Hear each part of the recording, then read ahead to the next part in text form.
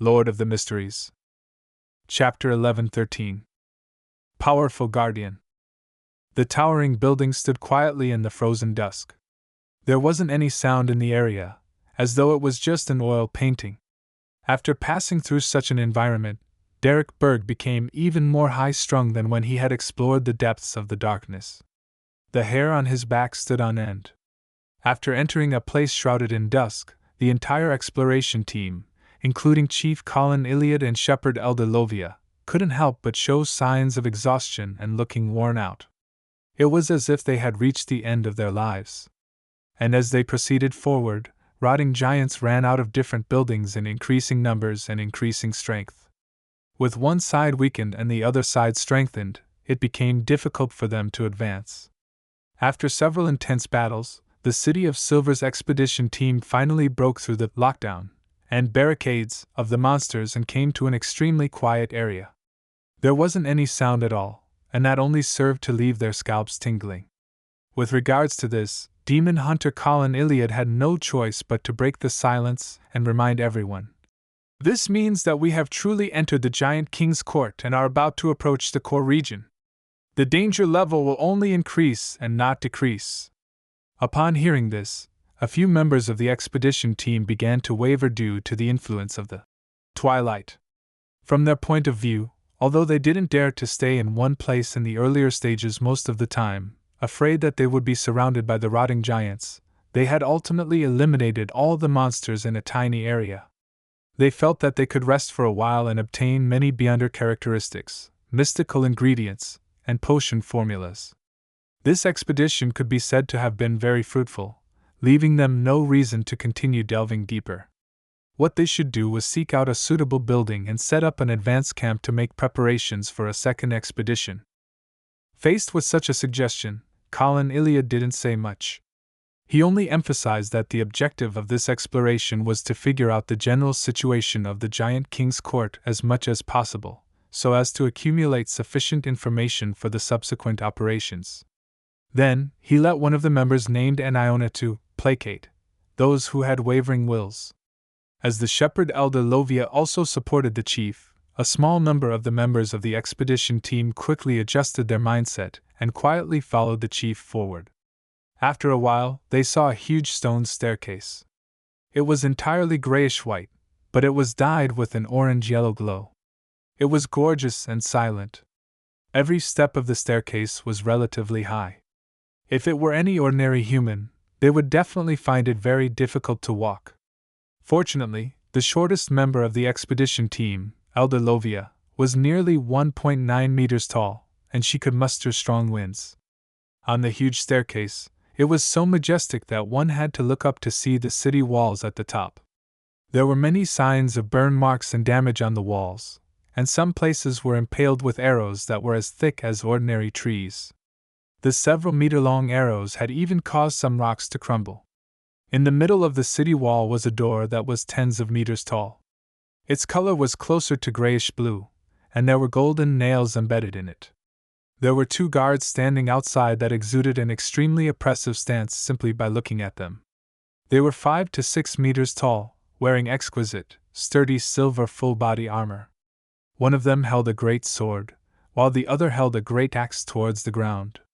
Behind the armored visor, there was a ball of orange light that looked like a single eye.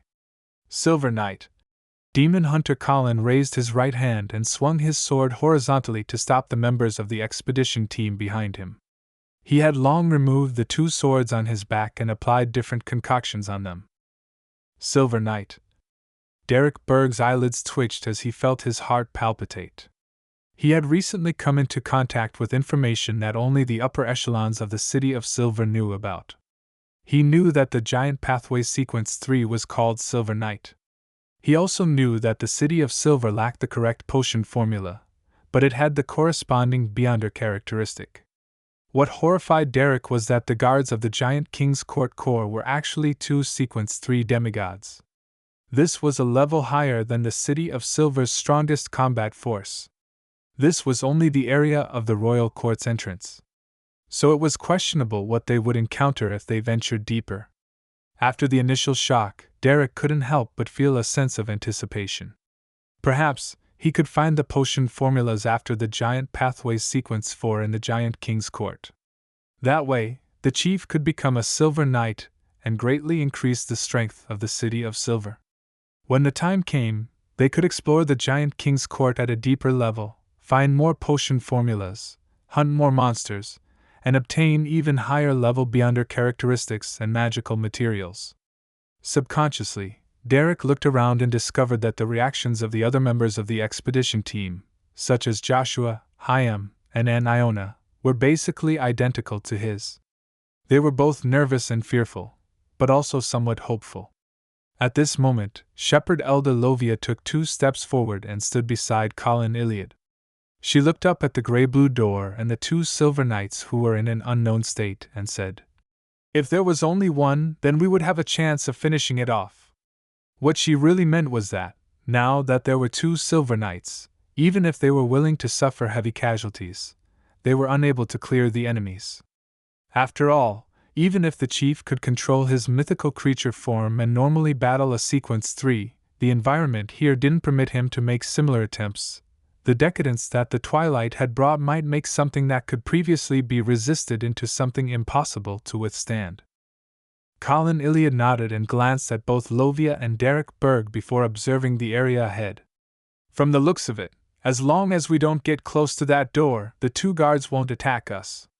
Perhaps we can try to lure one of the Silver Knights away to finish it off?" the female warrior named Aunt Iona suggested after some deliberation. She had long, wine-red hair, and her facial features weren't considered exquisite. However, when combined together, she looked extremely elegant and beautiful. In this expedition, her main mission was to rely on a sealed artifact she wielded to treat her teammates' psychological problems and fight against enemies of the Psyche domain. Her exact thoughts were to wait for the members to lure one of the Silver Knights away before using the terrain and their combined efforts. As for the chief and Elder Lovia, they could work together to deal with the remaining one as soon as possible. This was a textbook solution that the City of Silver had used in situations they had encountered. "Even if there's only one Silver Knight, it will be very difficult. Furthermore, there's no guarantee that the Silver Knight you lure away won't directly reveal its mythical creature form." Demon Hunter Colin firmly rejected her suggestion. Ignoring the fact that the Silver Knight had powerful Beyonder powers, as long as it revealed its mythical creature form, most of the members of the City of Silver's expedition team wouldn't be able to look at it directly, and would be affected. There was no way they could run circles with it. Without waiting for the rest of the team members to speak, Colin Iliad looked back and said, "Let's take another path." Derek found some information in the World of Reflections in Afternoon Town. It recorded a tunnel behind the Giant King's Court. Shepherd Elder Lovia cast her gaze on Derek Berg. She was indifferent, calm, and without any emotions. Derek subconsciously raised the unshadowed crucifix higher, restraining his indescribable shivers. "All right." Lovia agreed with Colin Iliad's suggestion. Hence, the expedition team retreated from the huge stone staircase and headed left. Before long, they saw a rugged trail. On the right was a towering cliff, and on the left was a bottomless chasm that was tainted with the glow of the sunset. Of course, it was only a trail for giants. To the members of the City of Silver's expedition team, it was still relatively spacious. As they proceeded forward, Derek and company's spiritual perception were triggered as they subconsciously looked to the side. At the edge of the cliff, grayish-blue swollen palms stretched out from the orange clouds and grabbed onto the ground. They were densely packed and difficult to count. If they were all giants, even if they were Sequence 7 or 6 giants, they were able to destroy the City of Silver's expedition team here relying on sheer numbers. Just as Colin Iliad was about to swing his sword, Derek suddenly had a strange, subtle feeling. He quickly raised the unshadowed crucifix higher and pressed one of his fingers onto a particular thorn, causing bright red blood to seep out. The pure cross emitted a bright twilight glow as though it had returned to the state of noon. They surged towards the edge of the cliff, enveloping the gray-blue giants that attempted to climb up. The giants froze at the same time as their bodies began to fade, quickly melting away. They weren't real giants, but that of wraith and shadows left behind after the tragic deaths of those giants. Therefore, the unshadowed crucifix had sensed them. It was a saint-level sealed artifact of the Sun Domain, the nemesis of wraiths, shadows, and evil spirits. After easily killing these monsters, the City of Silver's expedition team warily continued proceeding forward. After a while, they finally circled around the mountain wall and cliff and saw a dark forest. In the forest, the trees were tens of meters tall and were extremely thick. However, their barks were peeling off, and the trunks rotting. The leaves were withered, giving the feeling that they were waning. The leaves were supposed to be entangled together, but they formed a barricade in midair, blocking the light of dusk, darkening its interior. But at that moment, due to the large number of collapsed and fallen trees, the orange-red glow had already scattered across most of the areas within the forest that were visible with the naked eye. Derek looked ahead and silently calculated how much longer he could use the unshadowed crucifix. He said to the chief and his teammates, "This is the waning forest where the ancestors of the giants are buried. In other words, the giant king's parents." Colin Iliad stared at the forest and said, "It has already been destroyed. Even if there are still remnants of danger, it won't be too powerful. We can try exploring it." "Yes, Your Excellency," Derek replied without hesitation. "My cross can deal with the environment here. I'll walk in front." He remembered that Mr. World had reminded him that there might be some kind of corruption lurking in the forest, and that the unshadowed crucifix could provide him with an effective warning. The grizzled Colin nodded gently and said, "Be careful of your surroundings." Derek took a silent breath and took a large stride forward and walked towards the waning forest. At the same time, he used the convenience of walking ahead to softly recite Mr. Fool's honorific name. Then Klein, whose gaze that had been blocked by the dusk and had been disconnected for some time, could finally see the actual situation. However, he was unable to significantly expand his range of sight.